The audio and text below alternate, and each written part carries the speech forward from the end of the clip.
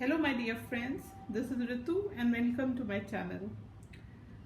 We meet again with a new recipe, and today we are going to make Karahi Aloo a little bit my way with a bit of twist, and I hope you'll enjoy this recipe. We start the recipe by listing the ingredients. This is tomato puree of fresh, 3 fresh tomatoes, so almost a quarter cup of fresh cream here, and then we have a little more than half cup of yogurt, one onion, not very big, just a little bigger than a medium size one, cut into quarters, and I've separated the petals. These are 6 potatoes peeled and they are raw, and I've halved them. You can use baby potatoes, but the ones I had, the baby potatoes I had, they were really very small and we couldn't peel them so easily. And the next one is the 2 tomatoes. This is how we use the tomatoes over here. We peel them and then we use them. So if you can remove the skin, then you can do it by blanching also, but we peeled it. The spices I'll be using red chili powder, turmeric powder. Red chili is almost less than half a teaspoon. Turmeric powder, almost half a teaspoon. Same amount of Kashmiri red chili powder, and this is a coriander powder, again half teaspoon, and this is little more than 1 teaspoon of coriander powder, not 1.5, 1.25. Then here we have the black pepper powder and the garam masala, and salt to taste, and ginger garlic paste. We start the recipe by frying the onions. We're just going to stir fry them, just stir fry them, but we don't need to get them brown, just to keep a bit of crunch to it.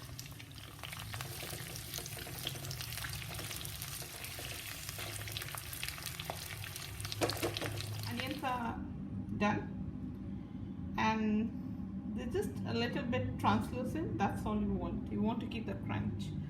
Now the next step is, and everything will be done on a high flame, we add the potatoes.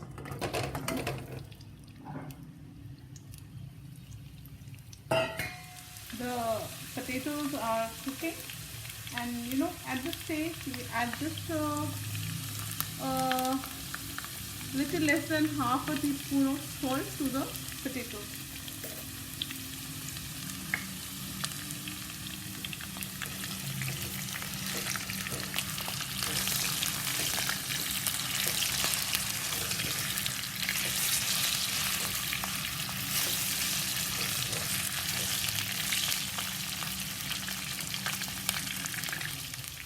After the salt and stirring the potatoes a bit more, I've added some cumin seeds, half a teaspoon, and now I'm adding 2 cardamoms, 3 cardamoms, green cardamom powder.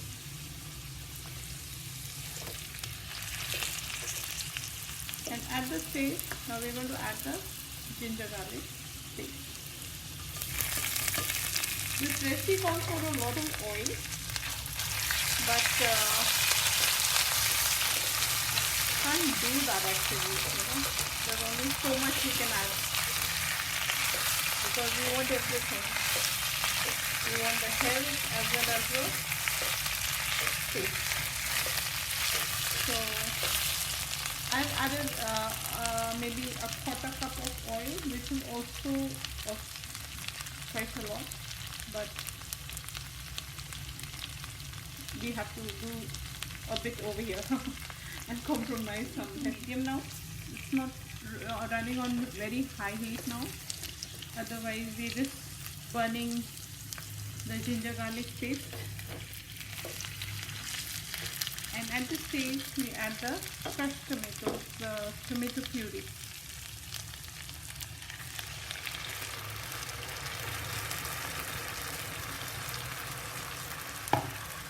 Give it a stir, and again you can raise the heat a bit on a high heat here now. I'm covering the pan. This is a karahi we are using, and it is somewhat like a wok, but wok has a handle, a single handle. This one has two handles on the side, and I am sure all the Indians are so aware of it, but we find it so convenient for all sort of cooking, and even it's very good for stir frying. So here we see that the tomato puree has cooked through. Most of the liquid has evaporated, and at this stage we add the spices. So one thing I would like to mention is that spices, it's not good to sprinkle them on top, so it should go rightly in the gravy. Sometimes it doesn't cook also properly. So all my spices are here, and I'm going to add them to the tomatoes. Try to add it on the side. Generally dry spices are not to be mixed. It should be like made into a paste by adding a bit of water.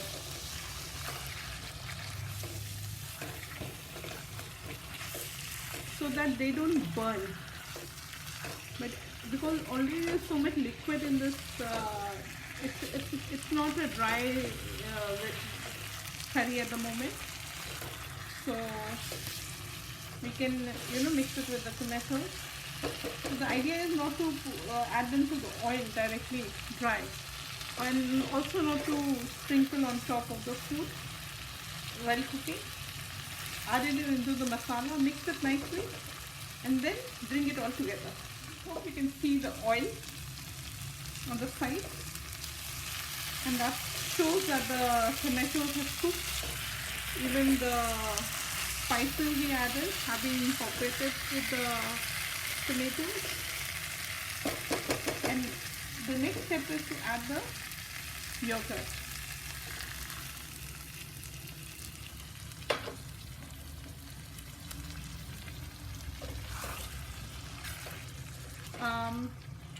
Should beat the yogurt or whisk it with a fork or a wire whisk, and add it to the any curry. Whenever you're adding, add it and then mix it immediately.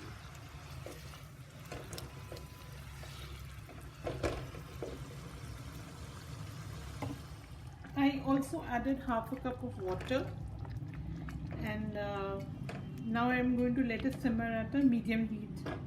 Not very high, not very slow.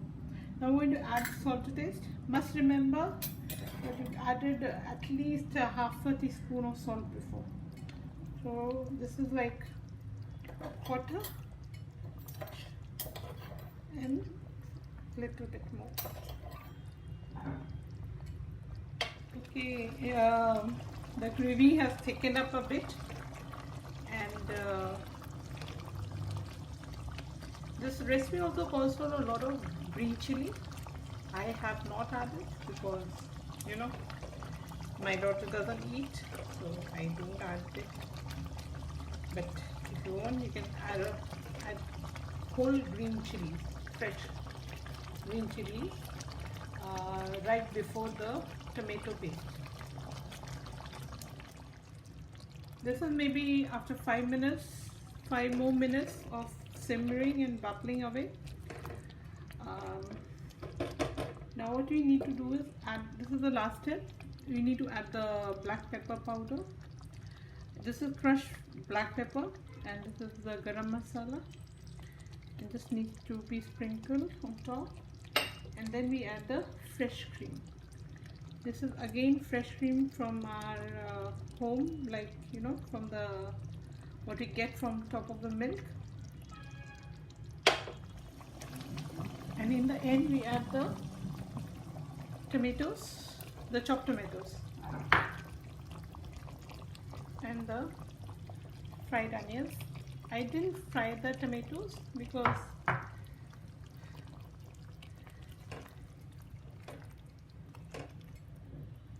so this is it.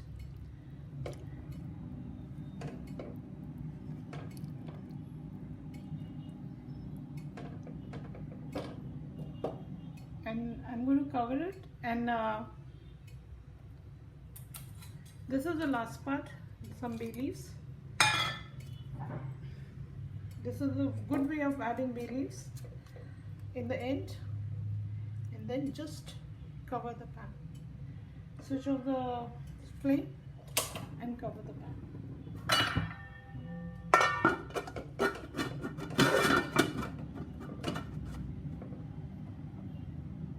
And this is our aloo karahi ready.